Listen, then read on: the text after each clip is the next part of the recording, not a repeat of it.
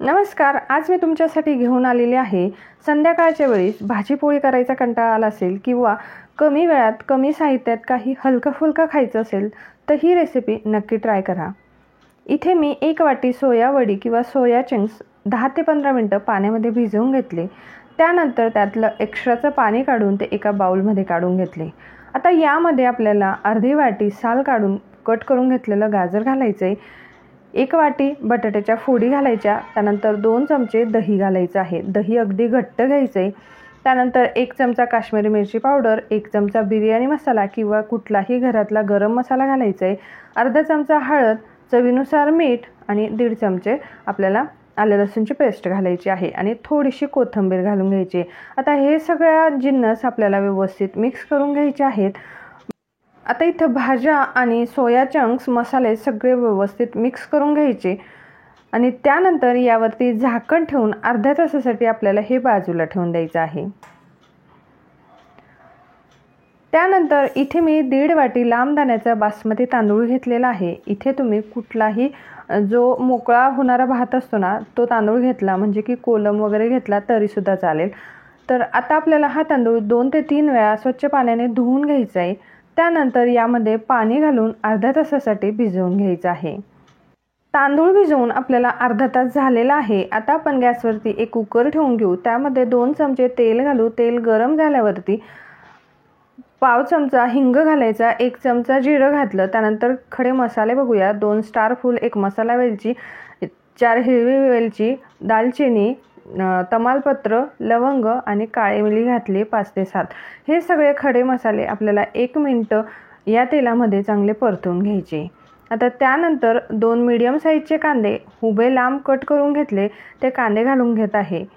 आता आपल्याला हे कांदे चांगले हलके गुलाबी रंगावरती परतून घ्यायचे आहेत. यामध्ये आपल्याला 2 ते 3 हिरव्या मिरच्या घालून घ्यायच्या आहेत. हिरव्या मिरच्यासुद्धा आपल्याला कांद्यांसोबत परतून घ्यायच्या आहे. आता इथे आपले कांदे हलके गुलाबी रंगावरती परतून झालेत. आता यामध्ये 1 टोमॅटो बारीक कट करून घेतलाय, तो घालून घ्यायचा आहे. टोमॅटोसुद्धा आपल्याला 2 ते 3 मिनटं चांगला परतून घ्यायचा आहे. आणि त्यानंतर आता यामध्ये आपण ज्या भाज्या, सोया चंक्स, मसाले हे सगळं मॅरिनेट होण्यासाठी ठेवलं होतं ते आपल्याला यामध्ये घालून घ्यायचं आहे.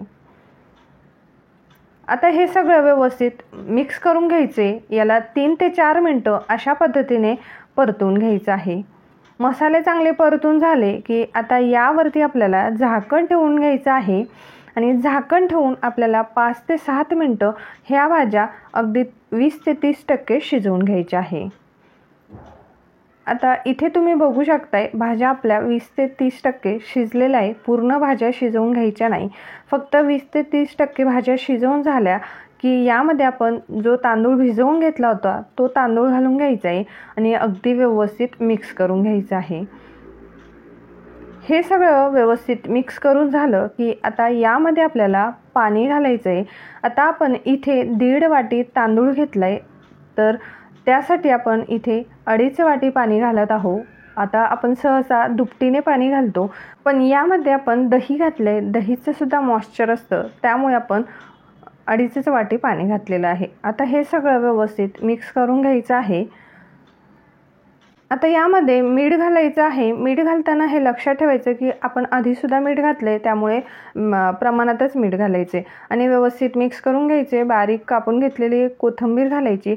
अगदी व्यवस्थित मिक्स करून झाकण लावून याची 1 शिट्टी काढून घ्यायची आहे. फक्त 1 शिट्टी काढून आणि गॅस बंद करून द्यायचा. पूर्ण वाफ निघते तोपर्यंत कुकर अजिबात उघडायचा नाही. आता इथे पूर्ण वाफ निघाल्यानंतर कुकर उघडून घेतलेला आहे. तुम्ही बघू शकताय अगदी मोकळा असा आपला हा सोया पुलाव तयार झालेला आहे. एका शिट्टीमध्ये अगदी परफेक्ट हा सोया पुलाव शिजून जातो. त्यामुळे 1 शिट्टी घेऊन वाफ निघेपर्यंत हा कुकर उघडायचा नाही, म्हणजे आपला सोया पुलाव अगदी व्यवस्थित शिजतो सुद्धा आणि तांदूळसुद्धा अगदी मोकळा होतो.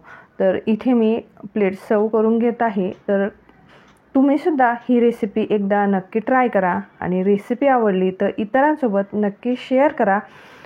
आणि चला मग भेटूया अशाच नवीन रेसिपीसोबत. तोपर्यंत बाय बाय.